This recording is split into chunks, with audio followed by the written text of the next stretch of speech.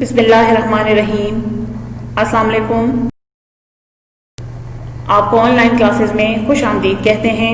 امید ہے آپ سب خیر خیریت سے۔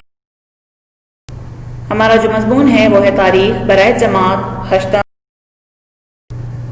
اسی طرح ہمارے پاس جو باب ہے وہ ہے دوئم، اور ہمارا آج کا جو لیکچر ہے وہ ہے 9۔ آج کا لیکچر شروع کرنے سے پہلے تھوڑا سا ہم پریویس لیکچر کو دیکھیں گے۔ ہم نے اس میں باب دوئم کے تدریسی مقاصد پڑھے تھے، سر سید احمد خان اور جدید دور کے بارے میں ہم نے پڑھا تھا۔ اسی طرح جنگ آزادی 1857 کے بعد مسلمانوں کی جو حالت زار تھی اس کے بارے میں، جنگ آزادی 1857 کے اثرات جو مسلمانوں پہ ہوئے تھے ہم نے اس کے بارے میں پڑھا تھا۔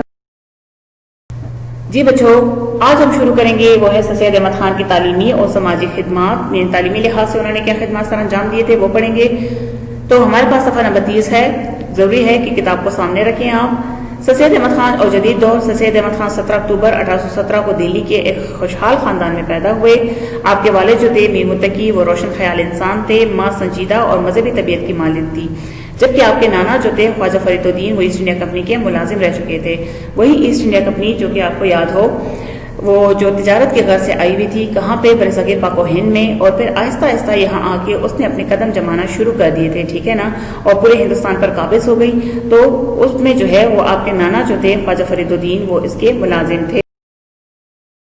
اب ہم تھوڑی سی بات کریں گے انگریز مسلم دوستی کے لیے سر سید احمد خان کی کوششیں، ٹھیک ہے۔ آپ نے جو 1857 کی جو جنگ آزادی ہوئی تھی اس میں آپ نے سارے حالات جو ہیں خود دیکھے تھے، آپ کو جو ہے وہ سارے حالات آپ نے دیکھ کے جو ہے وہ سمجھ چکے تھے کہ مسلمانوں نے جو ہے کیوں یہ جو جنگ جو ہے وہ یعنی یہ بغاوت جو ہے وہ کیوں کی برطانوی حکومت کے سامنے۔ تو آپ نے اس کے لیے جو ہے رسالہ اسباب بغاوت ہند لکھا، جس میں آپ نے نہایت خوبی اور حوصلے کے ساتھ 1857 کی بغاوت کا جو ہے سبب جو ہے وہ بدزنی قرار دیا تھا، ٹھیک ہے نا، یعنی ہندوستانی باشندوں کی جو انگریزوں سے بدزنی کو جو ہے قرار دیا تھا۔ ساتھ میں بڑی دلیری سے بیان کیا کہ یہ ناگواری و بدزنی جو ہے انگریزوں کے بیجا حاکمانہ اور خود پسندی سے پیدا ہوئی ہے، یعنی انگریزوں نے بیجا جو ہے حاکمانہ طور پر ان پہ جو ہے اپنی کارروائیاں شروع کی، یعنی حد سے زیادہ جو ہے انہوں نے کام کرنا شروع کر دیا تھا، بیجا جو ہے حاکمانہ طور پہ کام کرتے تھے، اور اسی وجہ سے جو ہے مسلمان ان کے خلاف ہو گئے تھے۔ ساتھ میں انہوں نے یہ بھی لکھا رسالہ اسباب بغاوت ہند میں کہ انگریزوں کے دل سے مسلمانوں کے خلاف جو جمی ہوئی نفرت ہے اس کو کیسے مٹانے کی کیسے مٹائی جائے گی۔ تو اس میں جو ہے انہوں نے کیا کیا، انہوں نے ساتھ میں سر سید نے یہ بھی کہا، یعنی ان کی رائے میں جو ہے وہ 1857 کی بغاوت کا سب سے بڑا جو سبب تھا وہ ہندوستانیوں کو قانون سازی کے معاملات میں شریک نہیں کیا جاتا تھا، ٹھیک ہے نا، جس کی وجہ سے عوام حکومت کی جاری کردہ احکامات کو نہیں سمجھ پاتے تھے، یعنی حکومت کی طرف سے جو آرڈرز ہوتے تھے اس کو عوام جو ہے وہ نہیں سمجھ پاتے تھے کیونکہ ان کو شریک ہی نہیں کیا جاتا تھا، ٹھیک ہے نا۔ اسی طرح آپ نے انگریزوں مسلمانوں کے درمیان نفرت ختم کرنے کے لیے رسالہ احکام تعامل اہل کتاب لکھا، جس میں آپ نے یہ ثابت کرنے کی کوشش کی کہ عیسائیوں کے ساتھ کہنا جو ہے وہ جائز ہے، ٹھیک ہے نا، یعنی اس میں ایسی کوئی بات نہیں ہے۔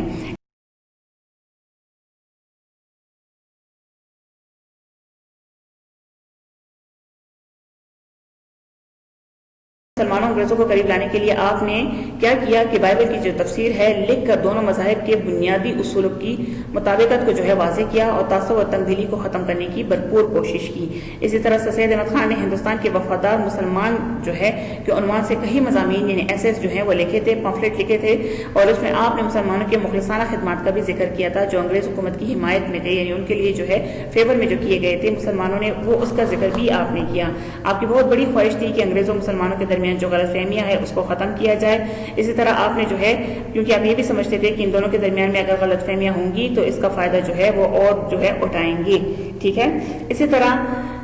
آپ نے یہی کوشش کی کہ آپ جو ہے دونوں اقوام کو قریب لا سکیں۔ اسی طرح سر سید احمد خان نے بھرپور کوشش کی اور صرف یہی جو ہے بار بار تلقین کی مسلمانوں کو کہ وہ صرف اور صرف پوری توجہ جو ہے وہ تعلیم پہ دیں، اپنی سیاست سے اپنے آپ کو بالکل الگ رکھیں۔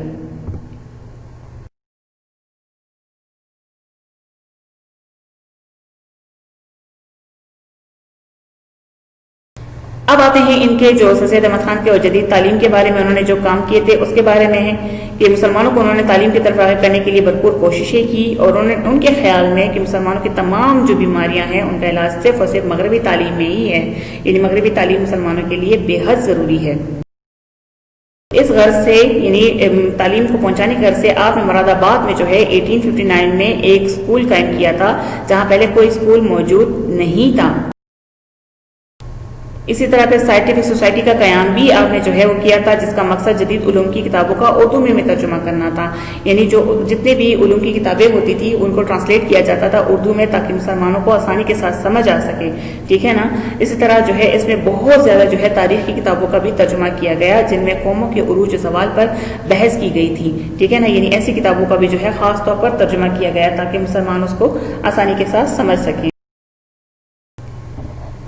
اسی طرح پھر علی گڑھ انسٹیٹیوٹ جو ہے وہ گزٹ بھی آپ نے قائم کیا تھا، کس میں 1866 کو جو ہے سوسائٹی کے زیر اہتمام جو ہے انہوں نے ایک اخبار جو ہے علی گڑھ انسٹیٹیوٹ گزٹ جو ہے وہ جاری کیا تھا۔ اس اخبار میں جو ہے وہ سیاسی اور علمی اور اخلاقی معاشرتی موضوعات پر مضامین جو ہے وہ شائع ہوتے تھے، ٹھیک ہے نا، یعنی اخلاقی طور پر بھی جو ہے وہ معاشرتی طور پر بھی اور سیاسی طور پر بھی اور علمی طور پر بھی جو ہے موضوعات اس میں شامل ہوتے تھے، یعنی اس میں بہت زیادہ جو ہے وہ لیکچرز بھی دیے جاتے تھے۔ پھر آپ نے ایک کمیٹی قائم کی تھی خواستگاران، ٹھیک ہے نا، اس کمیٹی کا مقصد کیا تھا؟ وہ یہ تھا کہ اس کے خاص جو ہے ٹاسک میں یہ کام دیا گیا تھا کہ اس عمل کا پتہ لگایا جائے کہ سرکاری کالجوں اور اسکول میں جو ہے مسلمان کے بچوں کی جو تعداد ہے، یعنی مسلمان طلبہ کی جو تعداد ہے وہ کیوں کم ہے، قدیم علوم میں وہ پیچھے کیوں رہ گئے ہیں اور جدید علوم میں ان کا رواج جو ہے وہ کیوں نہیں پاتے، ٹھیک ہے نا۔ تو اس کے لیے جو ہے اس کمیٹی نے پورے تحقیقات کیے اور آخر کار ایک نتیجے پر پہنچے، وہ یہ تھی کہ مسلمانوں کی تعلیمی ضروریات کو پورا کرنے کے لیے ان کا اپنا ایک کالج ہونا چاہیے، ٹھیک ہے نا، صحیح ہے، کیونکہ اس کی کمیٹی کے جو سیکرٹری تھے وہ خود سید احمد خان ہی تھے، ٹھیک ہے نا، اور تاحیات رہے بھی ہیں، تو اس وجہ سے یہ کمیٹی کے رزلٹ پہ جب وہ پہنچے تو وہ یہی تھے، کمیٹی نے یہی جو ہے وہ نتیجے پر پہنچی کہ مسلمانوں کا اپنا ایک کالج ہونا چاہیے۔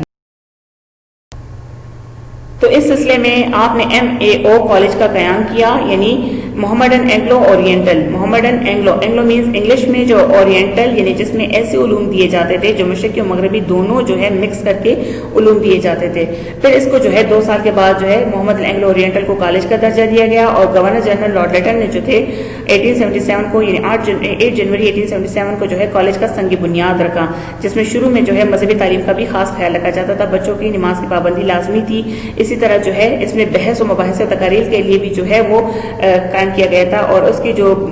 بنیاد تھی وہ کیمبرج یونیورسٹی کی طرز پہ تھی، یعنی اس میں بحث و مباحثوں میں جو طلبہ اور اساتذہ دونوں حصہ لیتے تھے۔ اب ہم بات کریں گے محمڈن ایجوکیشن کانفرنس اور ان کے مقاصد پہ، ٹھیک ہے، یعنی پاک و ہند کے مسلمانوں کی تعلیمی ترقی کے لیے سید نے 1886 میں محمڈن ایجوکیشن کانفرنس قائم کی، اور ان میں جو ہے مین مقصد اس کا کیا تھا کہ مسلمانوں کو اعلیٰ درجے کی تعلیم دلانے کی کوشش کی جائے گی، ٹھیک ہے۔ تعلیم کے علاوہ مسلمانوں میں سیاسی بیداری جو ہے وہ بہت ضروری تھی، اور ان کے محمڈن ایجوکیشن کانفرنس کے اہم مقاصد میں یہ بھی شامل تھا۔ کانفرنس کا جو اجلاس تھا وہ ہر سال باقاعدگی سے منعقد کیا جاتا تھا، اور تعلیمی امور پر جو ہے وہ غور کیے جاتے تھے۔ اسی طرح جو ہے اس کانفرنس کے ذریعے جو علی گڑھ کا پیغام تھا وہ ہندوستان کے کونے کونے تک پہنچایا گیا۔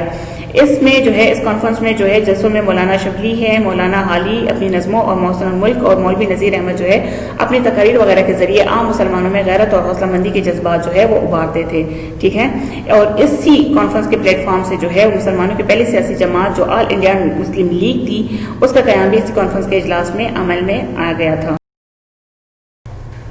تو جی بچوں، آج ہم نے جو پڑھا وہ ہمارے پاس ہے باب دوئم، صفحہ نمبر جو ہے ہمارے پاس 30 سے 36 تک۔ جو خلاصہ تھا ہم نے کیا پڑھا اس میں؟ آج جو اس کا خلاصہ ہے وہ یہ ہے کہ سید احمد خان اور جدید دور کے بارے میں ہم نے تھوڑا سا پڑھا، پھر انگریز مسلم دوستی کے لیے انہوں نے جو خدمات سر انجام دی، انہوں نے جو کوششیں کی اس کے بارے میں پڑھا، اور آخر میں ہم نے ان کے جدید تعلیم کے بارے میں جو سید احمد خان نے مسلمانوں کے لیے کیا، یعنی کون کون سی سوسائٹیز قائم کی، کون سے اسکول قائم کیے، اور ان کا مقصد کیا تھا، وہ سارا کا سارا ہم نے آج پڑھا اس میں۔ تو امید ہے بچوں آپ کو سمجھ آ گئی ہوگی۔ آخر میں وہی دعا ہے کہ جہاں رہیں خیریت سے رہیں۔ آپ کا بہت شکریہ۔